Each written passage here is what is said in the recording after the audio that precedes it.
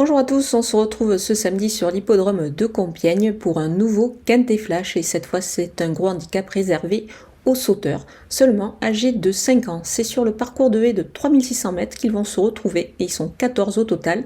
Un parcours assez coulant où il faut quand même avaler les obstacles assez facilement pour pouvoir ensuite garder des ressources dans la phase finale. On va passer à mon analyse. Et on attaque avec mes bases. Et le numéro 9, Dentor Desobo, c'est un sauteur qui a démontré pas mal de qualité, je l'aime beaucoup et il mériterait de gagner enfin son Quintet Plus. Troisième de la course référence dernièrement, je pense que cette fois, la victoire devrait lui revenir. Ensuite, le numéro 2, Garder la Monnaie. Elle a gagné son handicap l'été dernier, cette fois elle évolue en 62,5 de valeur, et elle a joué de malchance le dernier coup car elle est tombée suite à la chute d'un concurrent juste devant elle.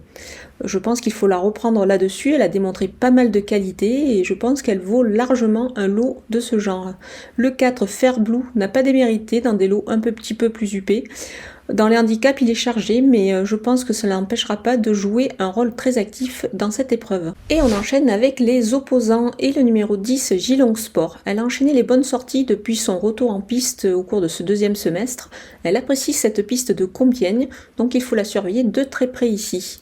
L'As Kim River, il a pris 3,5 kg sur sa récente victoire dans la course référence Le Prix de Beaune. Il a évidemment maintenant 72 kg à porter, ça change tout, mais le cheval est extra, il n'affronte que ses contemporains, donc attention à lui. Le 14, Gingembre Menthe, sa valeur a été revue à la baisse dans les handicaps, un atout pour ce sauteur qui est en forme actuellement et qui apprécie les tracés coulants. Sous ce poids, il est à surveiller, d'autant que son entraîneur affiche une très grande confiance. Donc surveillez-le de près car il peut y avoir une cote et donc il pourrait pimenter un petit peu les rapports. Le 7, Gaborio, il reste sur une bonne sortie, notamment la dernière il a une ligne avec Fair Blue que j'ai retenu ici un petit peu plus haut. Il débute à Compiègne mais il se plaît sur les parcours coulants, donc attention à lui. Et pour mon coup de poker, je fais confiance au numéro 8, Bubble Blue. C'est un cheval qui a réalisé une belle rentrée après une longue absence.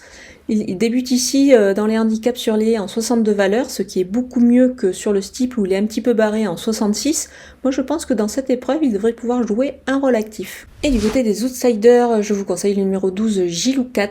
C'est un élément régulier, il a pris 3,5 kg sur sa récente victoire, du coup la donne change un petit peu, mais il est capable, pourquoi pas, d'encore une fois s'illustrer ici. Le 6, Gage de réussite, c'est un sauteur régulier qui a fait ses preuves dans les handicaps. Il n'a pas une énorme marge de manœuvre au niveau du poids, mais il peut pourquoi pas accrocher une petite place. Le 5, Grazzano, il avait besoin de courir lors de sa rentrée dans un lot qui était quand même relevé, c'était face à des steeplechasers. C'était certes sur les haies, mais c'était pas mal comporté du tout.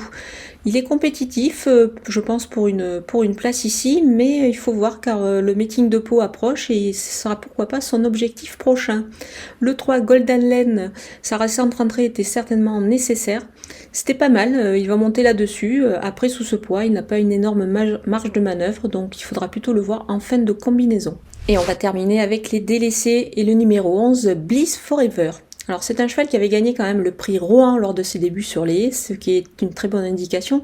C'est une épreuve qui révèle souvent de très bons chevaux. Maintenant il a été longtemps absent, le terrain qui s'est fortement assoupli ne devrait peut-être pas lui convenir et je préfère attendre un petit peu avant de le revoir sous son meilleur jour. Donc il faudra plutôt le voir courir ici. Le 13, Lord Dragon, au printemps il s'était placé à ce niveau-là, en 58 de valeur. Là il est en 57, mais il n'a qu'une course dans les jambes. Ça risque d'être un petit peu compliqué pour lui. C'est pour cette raison que je l'écarte et je préfère patienter un petit peu. Voilà, on a passé en revue tous les partants de ce beau quintet. Je vous laisse avec ma sélection et mes conseils de jeu.